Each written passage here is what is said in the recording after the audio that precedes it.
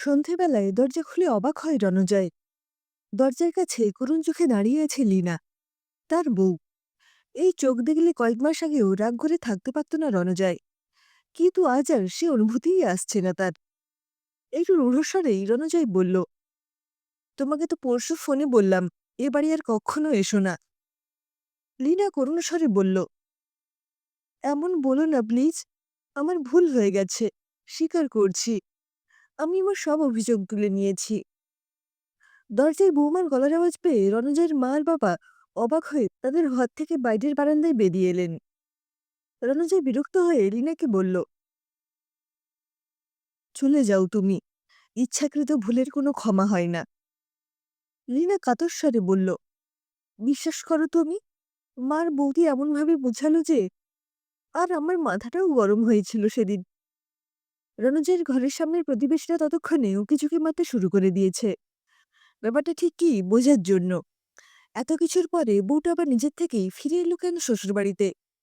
বাইরের দিকে একবার চোখ বুলিয়ে অনুনয়ের স্বরে লীনা রণজয়কে বলল, বাইরের লোক দেখছে, প্লিজ আমাকে ভেতরে আসতে দাও, ভেতরে এসে আমি সব বলছি। রণজয় বাইরের লোকের সামনে আর সিনক্রেট করতে চাইল না, তাই দরজা থেকে সরে দাঁড়াতেই লীনা বড় ট্রলি নিয়ে ভেতরে ঢুকে রণজয়ের মা বাবাকে দাঁড়িয়ে থাকতে দেখে তাদের কাছে গিয়ে প্রণাম করে বলল, ভুল হয়ে গেছে আমার, ক্ষমা চাইছি। রণজয়ের বাবা বিস্ময়ে চুপ করে থাকলেও রণজয়ের মা রাগে দুঃখে অন্যদিকে মুখ করে রইলেন। লীনা এবারে রণজয়ের দিকে জল ভরা চোখে তাকিয়ে মাথা নিচু করে ট্রলি নিয়ে সিঁড়ি দিয়ে ওপরে নিজের ঘরে চলে গেল। রণজয়ের মা ছেলের বিষাদ ভরা মুখের দিকে তাকাতে পারেন না আজকাল। এই কয়েকদিনে কি চেহারা হয়েছে ছেলেটার! কি কুক্ষণে যে ওই মেয়েটার সাথে ছেলের বিয়ে দিয়েছিলেন তারা, আবার এসে এখানে উঠল আজ। রণজয়ের মা দুশ্চিন্তায় ভ্রু কুঁচকালেন। কি জানি আরও কি দেখতে হবে, কি ভুগতে হবে এরপরে। ছেলের কাছে এসে ধীরে ধীরে বলেন, বুঝিয়ে বলিস বাবু, ওই মেয়ের আর কোনো বিশ্বাস নেই। রণজয় দীর্ঘশ্বাস ফেলে একটা। লীনার সাথে তার বৈবাহিক জীবন বছর দুয়েকের। এ বাড়ি আসা থেকেই শাশুড়ির সাথে মনোমালিন্য লীনার। রণজয় কতবার বুঝিয়েছে, সংসারে থাকতে গেলে একটু ঠুকেঠুকি হবেই, কিন্তু লীনা কিছুতেই বুঝতে চায় না। সে সহ্য করতে পারে না রণজয়ের মাকে, সামান্য সামান্য কারণে ঝগড়া। রণজয়ের মা একটু এটুকাটা মানেন, আর লীনা এসবে বিরক্ত বোধ করে। এছাড়াও নানা রকম টুকটাক মনোমালিন্য চরম আকার নিত। অতএব দীর্ঘ অশান্তির পরে সংসারের রান্নাঘর আলাদা হলো, কিন্তু তাতেও শেষ হলো না। লীনার এক কথা, রণজয় তার বাবা মায়ের জন্য কোনো খরচ করতে পারবে না। এমনকি নিজেদের বাজার করার সময়ও তার বাবা মায়ের জন্য বাজারটুকু করে আনতে পারবে না। তার বাবার জমানো টাকা দিয়েই নাকি তারা বাজার করবেন। তাদের পেছনে খরচ করতে গিয়েই নাকি লীনার শখ পূরণ হচ্ছে না। এই অভিযোগ করেই প্রায় বৃথা চেঁচামেচি করত লীনা। আর সেই সঙ্গে এটা কিনে দাও, ওটা কিনে দাও, এর অযথা অতিরিক্ত খরচের বায়না, চিৎকার চেঁচামেচি। নিত্যদিন এই নিয়ে অশান্তি, তাকে নিয়ে আলাদা থাকতে হবে। অশান্তির চোটে কতদিন তার মা কাঁদতে কাঁদতে বলেছেন, যা বাবা, তোরা আলাদা ভাড়া বাড়িতে থাক। কিন্তু রণজয়ের মন মানে না। রণজয় এক মোবাইল কোম্পানিতে জব করে, যা ইনকাম করে সচ্ছলভাবে সংসার চলে যাবে তার বাবা মাকে নিয়ে। কিন্তু এমন অসম্ভব চাহিদা থাকলে কিভাবে সম্ভব তার পক্ষে মেটানো? তখনই আলাদা থাকার প্রস্তাব দেয় লীনা। রণজয় মানতে পারে না, অশান্তি বাড়ে। সে একটাই ছেলে, এলাকার সম্মানীয় মানুষ তারা। কত কষ্টে তাকে মানুষ করেছেন তার বাবা মা, কত আশা করে দোতলা বাড়ি করেছেন। কেন আলাদা থাকবে সে? কিন্তু স্ত্রীকেও রণজয় সত্যিই ভালোবাসে। আর লীনাও যে তাকে ভালোবাসে না তা নয়, তার প্রতি প্রতিটা কাজেই সে অনুভব করে লীনাও তাকে ভালোবাসে। কিন্তু ওই, তার সাথে একা সংসার করতে চায় সে। কিন্তু সেটা কি করে সম্ভব? নিজের এত বড় বাড়ি ছেড়ে বাবা মাকে একা রেখে কেন সে ভাড়া বাড়িতে থাকতে যাবে? সারাদিন অফিস করে এসে নিত্যদিনের অশান্তি সামলে বোঝাতো লীনাকে, কিন্তু লীনা বুঝতেই চাইতো না কিছুতেই। বাবা মা স্ত্রীর মধ্যে পড়ে মাঝে মাঝে দিশেহারা হয়ে যেত রণজয়। মাস দুয়েক আগে একদিন ঝগড়ার মাত্রা চরমে উঠেছিল। সেদিন অফিসে তাড়াতাড়ি ছুটি হওয়ায় ফেরত পথে শাড়ি কিনে এনেছিল লীনার জন্য। কিন্তু লীনা চোখ এড়ায়নি, ঘরে ঢোকার সাথে সাথে একটা প্যাকেট তার মার ঘরেও দিয়ে এসেছে রণজয়। লীনা কিছুতেই মানতে পারছিল না এটা। কেন সবসময় তাকে কোনো জিনিস দিলে সঙ্গে সঙ্গে নিজের মাকেও দিতে হবে? এত মানে ওঠা পরকে তার সহ্য হয় না।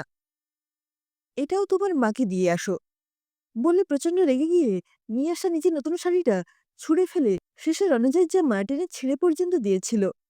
রণজয় ক্ষোভে দুঃখে লীনাকে ঠেলে সরিয়ে দেয়। বেকায়দায় পড়ে গিয়ে খাটের ধারটা লীনার হাতে সজলে লাগাতে লীনা উঠে এসে পাগলের মতো রণজয়ের বুকে পিঠে কিল মারতে মারতে প্রবল আক্রোশে বলল, তুমি আমায় মারলে?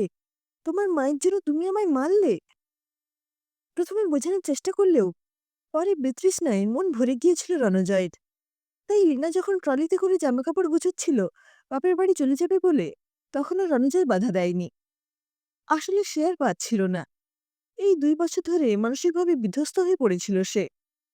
রণজয় ভেবেছিল যা কটা দিন ফিরে আসবে রাগ কমলে। কিন্তু পরের দিন ফোন এলো থানা থেকে। তার বিরুদ্ধে 498 কেস করেছে লীনা। তারা নাকি পণ নিয়ে তাকে মারধর করেছে এবং তার ভরণ পোষণ সেভাবে করে না রণজয়। হতভম্ব হয়ে যায় রণজয়। বাড়িতে পুলিশ আসে। গ্রেপ্তার করা হয় রণজয়কে। পুলিশের গাড়ি দেখে তাদের বাড়ির সামনে লোকজনের ভিড় জমে যায়। রণজয়ের বয়স্ক বাবা মা দিশেহারা হয়ে যান। পাড়ার লোকেরা সন্দেহের চোখে তাকায় তাদের দিকে। এতদিনের অর্জিত মান-সম্মান ধুলোয় মিশে যায় মুহূর্তে। তারা নাকি তাদের বৌমার ২০ ভরি গয়না নিয়েছিল বিয়েতে, সেই সঙ্গে অনেক টাকা পণও। তারপরেও পণের জন্য অত্যাচার করতে ছাড়েনি বৌমার ওপরে। এই সমস্ত অভিযোগ করেছে তাদের বিরুদ্ধে। যদিও রণজয় আর তার বাবা মায়ের উপরে দেওয়া অভিযোগের সাপোর্টে ম্যাজিস্ট্রেটের কাছে কোনো সাক্ষ্য প্রমাণ পেশ করতে না পারায় পরের দিনই রণজয়ের গ্রেপ্তারি খারিজ হয়ে যায়। বাড়ি ফিরে আসে সে। কিন্তু এই গত ২ মাস ধরে বারবার থানায় হাজিরা দিতে হয়েছে রণজয়কে।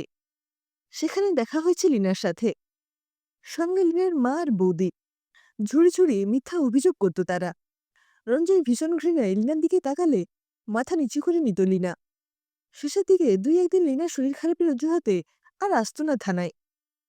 এই ১ মাসে মানসিকভাবে প্রচণ্ড ভেঙে পড়েছিল রণজয়।